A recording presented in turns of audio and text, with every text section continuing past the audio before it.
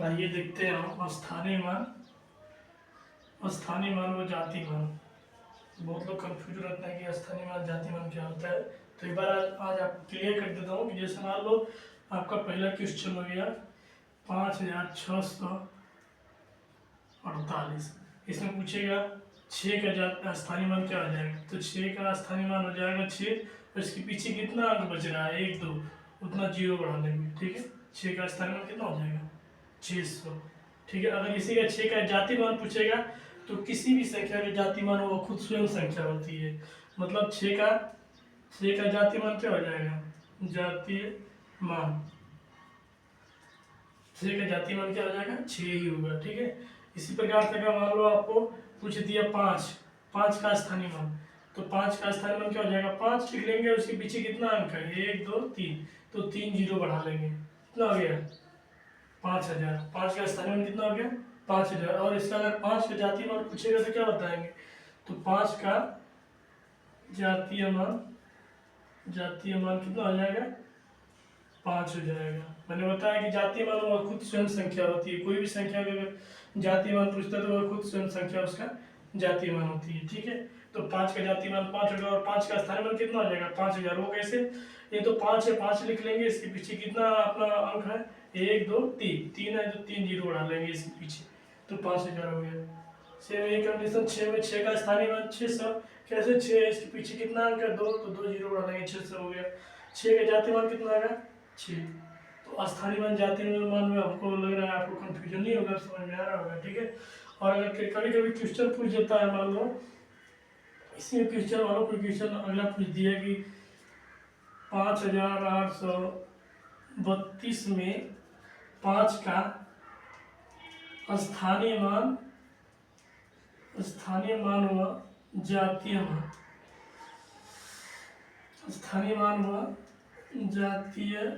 मान में अंतर। ठीक है, स्थानीय मान जातीय मान में अंतर पूछेगा तो क्या बताएंगे, स्थानीय मान यहाँ क्या आ जाएगा 5832 का 5 का स्थानीय मान क्या हो जाएगा 5 लिख लिए, इसके पीछे कितना अंक है 1 2 3, 3 जीरो बढ़ा लिए, कितना हो गया 5000 यह स्थानीय मान। और 5 बोला कि 5 का स्थानीय मान और जातीय मान में अंतर, तो 5 का जातीय मान कितना होगा 5।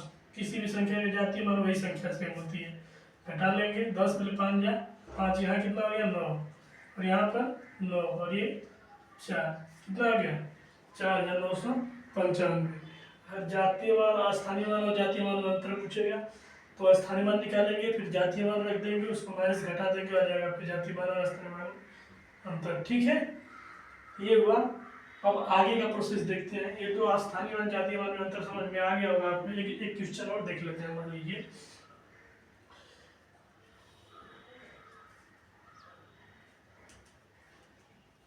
बोल देगा कि 7 का स्थानीय मान वो जातीय मान में अंतर, तो 7 का स्थानीय मान कितना हो जाएगा, देखो 7, इसके पीछे कितना है अंक है 1 2 3, तो 3 जीरो बढ़ा लेंगे। ठीक है, और जातीय मान कितना होगा 7 का, तो 7 ही होगा। अंतर पूछ रहा है, अंतर घटा लेंगे 10 में 7 जाए 3, यहाँ पे कितना हो गया 9, यहाँ पर भी 9 और यहाँ पे कितना हो जाएगा 6, 6993।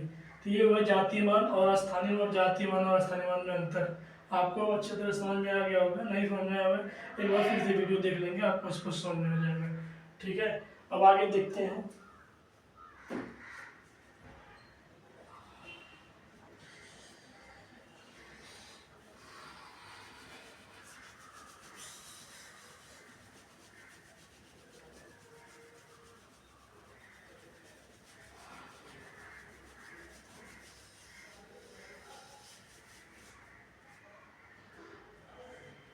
अब आगे हम देख लेते हैं। इम्पोर्टेंट पॉइंट है, हर एग्जाम में आता है क्वेश्चन इससे। इकाई अंक ज्ञात करना। ठीक है, ये हर एग्जाम में, चाहे कोई एसएससी हो रेलवे कोई भी हो, हर एग्जाम में इससे क्वेश्चन उठाता है। एक क्वेश्चन जरूर आता है जिसको अच्छे तरह से हम देखेंगे। ठीक है, इकाई अंक ज्ञात करना। जैसे पहला क्वेश्चन अगर हो गया आपका क्या 6348 मैं पूछेगा इसे बताओ भाई इसका इकाई अंक क्या होगा, तो इकाई अंक क्या होगा, सबसे लास्ट वाला अंक जो होता है वो इकाई अंक होता है। तो इसका इकाई अंक क्या हो जाएगा, 8 हो जाएगा। ठीक है। और अगर पूछ दिया 6432 प्लस 5436, इसका इकाई अंक अगर पूछेगा तो क्या करेंगे, कुछ नहीं करना, हमको पूरा संख्या को ऐड करने की जरूरत नहीं, बस इकाई और इकाई अंक वाला अंक को ऐड कर देंगे। तो 6 तो कितना हो जाएगा, 8। इसका इकाई क्या आ जाएगा, 8 आ जाएगा। ठीक है। और आगे देखते हैं,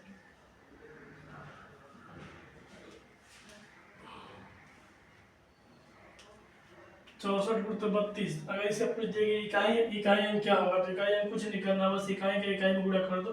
तो 4 दूना के कितना हो जाएगा, 8। इसका अंक कितना हो गया, 8। ठीक है। थोड़ा आपको समझ में आ रहा होगा, धीरे धीरे सब आ जाएगा। देखिए अगर हम मान लो ले लेते हैं 65 गुणते 45 गुणते 43 है ना, ये ले लेते हैं हम। अब इसको पूछ दिया गया इसका इकाई अंक क्या आ जाएगा, तो क्या आ जाएगा, बस इकाई अंक का गुणा आपस में कर लेंगे। तो 5 5 25, 25 का इकाई अंक क्या होगा, 5। और फिर इसका कर लेंगे 5 या क्या 15, 15 इकाई अंक 5, मतलब क्या आ जाएगा, 5 ही आएगा। नहीं समझ में आएगा, फिर से देख लो, 62 गुणते 48। ठीक है। इकाई अंक देखना है तो 2 दूना के 4, ये 4 हो गया, 4 से गुणा 8 में करेंगे, 8 चौको 32, तो 32 से तो इकाई क्या हो गया, 2 ही हो गया ना, ये हो गया 2। ठीक है। एक और देख लेते हैं,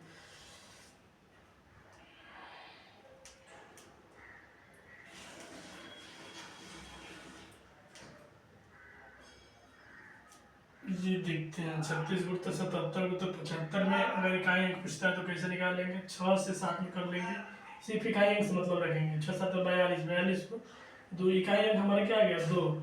अब इस इकाई अंक से इसमें गुणा कर लेंगे, इसकी इकाई अंक, तो 5 दूना के 10, इकाई अंक क्या आ जाएगा, 0। क्या आ जाएगा, 0। ठीक है। आगे देखते हैं, अभी तक तो हमें अभी नॉर्मल क्वेश्चन समझ रहे हैं। ठीक है। अब थोड़ा सा हल्का सा ऊपर बढ़ेंगे इससे। देखिए अब हमारे लिए इससे आ गया 5625। अब बोलेगा इसके घाते 105, बोलेगा इसका इकाई अंक बताइए, इसका इकाई अंक क्या होगा। इकाई अंक कुछ नहीं करेगा, हमको बस इकाई संख्या से मतलब, इकाई वाली संख्या क्या है, 5 है। और 5 ध्यान रहे, ये नोट कर लीजिएगा, नोट पॉइंट है, नोट में क्या लिखेंगे, 0 0 1 5 और 6 इकाई अंक पे, तो उसके घात चाहे कितना हो संख्या क्यों ना हो, उसका हमेशा क्या हो जाएगा, वही संख्या सेम आती है। ठीक है। जैसे मान लो 5 है तो 5 के कितना हो घात क्यों ना कर लो, जैसे 105 बार लिखेंगे ना, 5 5 गुणित 5 गुणित 5 गुणित 5, 105 बार जाएंगे तो 5 गुणित 5 25 25 5 25 25 5 आएगा, फिर 5 25 25 5 मतलब हमेशा इसके इकाई में क्या आएगा, 5 ही आएगा। ध्यान दीजिए 0 1 5 6 अगर इकाई अंक पे हो तो उसकी घातें चाहे कितनी भी संख्या क्यों ना हो, हमेशा वही संख्या आएगी। ठीक है। जैसे 5 के घाते कुछ भी संख्या हो तो हमेशा 5 ही आएगा, 6 के घाते कुछ भी हो 6 ही आएगा। ठीक है। बाकी अन्य संख्या के लिए नियम देखते हैं। ठीक है।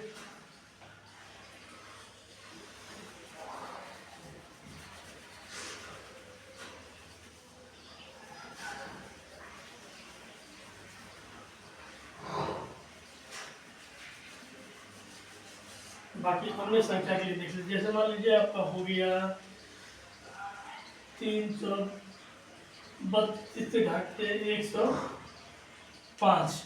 अब इसका बोलेगा कि बताइए इसका इकाई क्या आएगा, तो इसमें क्या करेंगे, ऐसी संख्या अगर आती है तो इसमें क्या करेंगे, 4 से हम डिवाइड कर लेंगे। ठीक है। इसके घात में क्या कर लेंगे, 4 से डिवाइड कर लेंगे। 4 से डिवाइड करेंगे तो 4 के डिवाइड करो, जानते हैं अंतिम 2 अंक को बस भाग दिया जाता है, बाकी पूरा से कोई मतलब है ही नहीं। तो 2 अंक को भाग दोगे तो 5 है, तो कितना है, कितना शेष बच रहा है, एक बच रहा है ना, तो 2 के घात में कितना हो जाएगा, 2 इकाई क्या आ जाएगा, 2। ठीक है। इसी तरह से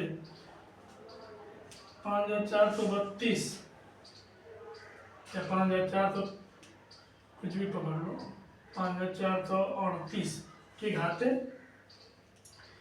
4324, ठीक है, 4324 हो गया। तो हम क्या करेंगे, इसका इकाई अंक हमें ज्ञात करना है, तो कुछ नहीं करेंगे, देखो अब क्या करेंगे, इकाई अंक मतलब 4 से अंतिम दो अंक, अंतिम 4 का विभाज्यता का नियम पता है कि अंतिम दो में चेक किया जाता है, तो अंतिम दो में चेक करेंगे, 4 से भाग देंगे, 4 छक्का 24, शेष पर क्या रहा है 0। अगर शेष पर नोट पॉइंट बहुत इंपॉर्टेंट क्वेश्चन है, अगर शेष पर 0 आता है तो जो संख्या होती है उस पर घाते हम 4 कर लेते हैं, तो 8 के घाते कितना हो जाएगा 4, तो कितना हो जाएगा 8 के घाते 4 कर लो, 8 गुणते 8 गुणते 8 गुणते 8, ठीक है। ये क्या हो जाएगा 8 64, और ये क्या हो जाएगा 8 64, और 4 के 4 में गुणा कर देंगे कितना आ जाएगा 16, 16 का मतलब इकाई क्या आ जाएगा 6, ठीक है। तो ये हुआ, इस तरह से इकाइयाँ हम निकाल लेंगे। और क्वेश्चन देख लेते हैं, एक दो बार वीडियो को दोबारा देख लेंगे तो समझ में आ जाएगा, ठीक है। और देखिए